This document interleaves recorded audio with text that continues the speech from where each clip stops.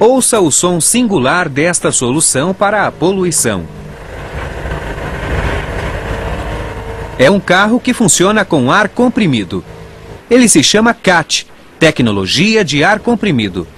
É o resultado de 14 anos de pesquisas realizadas pelo engenheiro francês Guy Negre. Com o CAT, Negre criou um carro com emissão zero de poluentes. A premissa do projeto era que para um carro funcionar, especialmente dentro das cidades, é preciso pouca energia. E com o ar comprimido é possível acumular energia suficiente para isso. O ar comprimido tem sido usado há tempos como fonte de energia para várias ferramentas e equipamentos. Para os projetistas de automóveis, o ar comprimido é difícil de ser manuseado.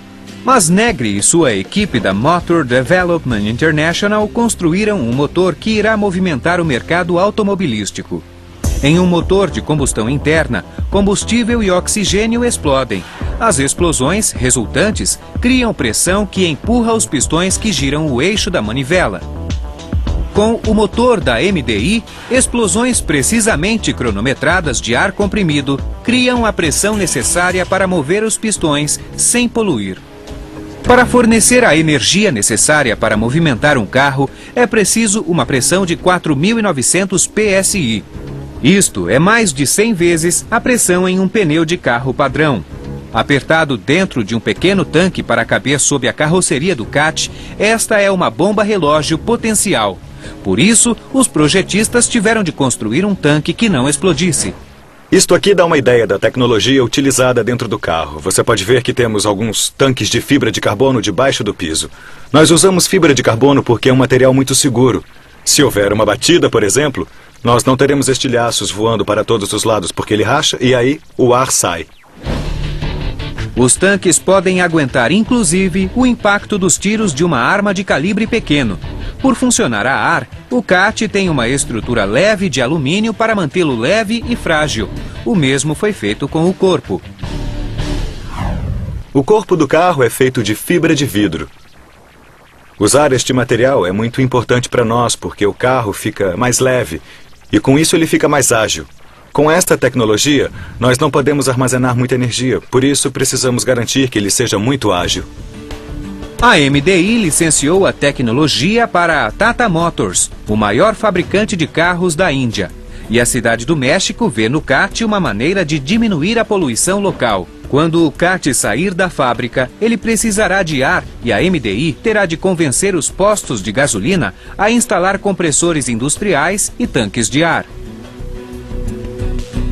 Este é um compressor e você pode usá-lo para abastecer os tanques de alta pressão com um grande volume.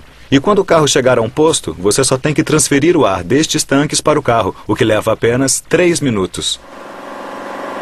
O abastecimento também poderá ser feito em casa. É só ligar o compressor que vem junto com o carro e em 3 ou 4 horas o tanque está cheio. Pronto para andar 200 quilômetros por apenas $2. Se o ar for gerado com uma fonte renovável, o carro se torna uma verdadeira máquina ecológica.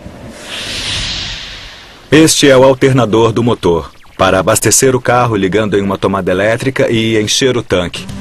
Somando tudo isso, a versão urbana, ou Mini CAT, atingirá uma velocidade máxima de 112 km por hora. Se quiser mais potência, a MDI desenvolveu um híbrido de gasolina. Quando o ar termina, o motor a gasolina é ligado e um compressor reabastece os tanques de ar. Alternando entre os dois combustíveis, o híbrido poderá andar até 965 km com um tanque de gasolina. O primeiro carro a ser produzido será o Mini CAT. Se ele parece estranho por fora, observe melhor a direção. Por isso colocamos o motorista no meio. Com o motorista no meio, podemos colocar mais coisas na frente, deixando mais espaço no porta-malas. Esta é a ideia básica. Mas também para nós fica mais fácil usar este carro na Inglaterra ou na França, porque não há diferença, o motorista fica no meio. Tanto faz se você dirige do lado esquerdo ou direito. Guy Negre criou um carro para todos. O preço do kart vai variar de $7.000 para um mini kart de 4 cilindros a $25.000 para um carro familiar de 6 cilindros. A preocupação de Negri em ser ecologicamente responsável também se aplica à fabricação. Vamos expandir o conceito industrial que criamos, que é fazer carros em pequenas fábricas localizadas no país onde serão vendidos. É um conceito original muito importante para a economia, por questões sociais, ecológicas e ambientais. O carro a ar comprimido funciona. Agora, Guy Negri só precisa do apoio do público e da indústria automobilística. Mudanças são sempre difíceis, especialmente mudanças tecnológicas, porque a indústria geralmente funciona seguindo caminhos que já foram trilhados. E não gosta que ninguém tente mudar o curso. Mas hoje existe uma necessidade global por novos caminhos. Também há uma necessidade global por água potável. Felizmente, podemos transformar água poluída em água potável, mas a um custo muito alto. Não há muita água no oeste americano, mas, sob uma das regiões mais secas do sul da Califórnia, há milhares de litros de água. Boa parte está poluída, mas não por muito tempo. 60 metros abaixo do Vale de San Gabriel, substâncias tóxicas contaminaram o lençol freático há décadas. No começo do século XX, no início da Revolução Industrial, o homem achava que podia jogar coisas fora, que podia despejar detritos em rios e aterros, jogar lixo no oceano e que tudo simplesmente desapareceria. Até a década de 70, as leis ambientais vigentes atualmente não existiam e as práticas para manusear e descartar substâncias tóxicas eram muito diferentes. Foi preciso um grande desastre ecológico para mudar essa mentalidade, o incidente de Love Canal nos Estados Unidos. Em 1942, uma indústria química passou a utilizar um canal ao norte do estado de Nova York como depósito de resíduos tóxicos. Em 1978, moradores das áreas vizinhas apresentaram altas taxas de deficiência em recém-nascidos, de aborto e de câncer. Dessa tragédia surgiu o Superfund, um programa federal voltado para identificar e despoluir locais afetados por resíduos tóxicos nos Estados Unidos. Foi a primeira vez que a tecnologia foi utilizada em larga escala para despoluir o ambiente. O lençol freático de San Gabriel é um desses lugares.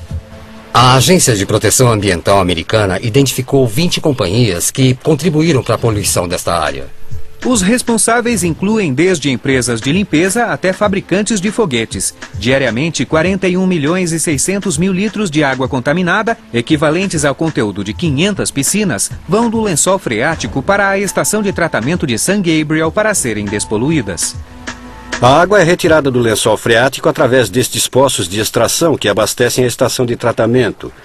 A água passa pela primeira fase de tratamento, que é a passagem de ar dentro de uma coluna separadora no contrafluxo da corrente aquosa. A água chega no topo da torre e depois cai. Os tanques são preenchidos com cilindros porosos de plástico do tamanho de laranjas. Quando a água passa pelos cilindros, ela é dividida em gotas. Enquanto isso, ar é introduzido na base do tanque. Quando o ar entra em contato com as gotas, os contaminantes voláteis se transformam em vapor e são carregados para o topo da torre. O ar, com os compostos voláteis, sai pelo topo da torre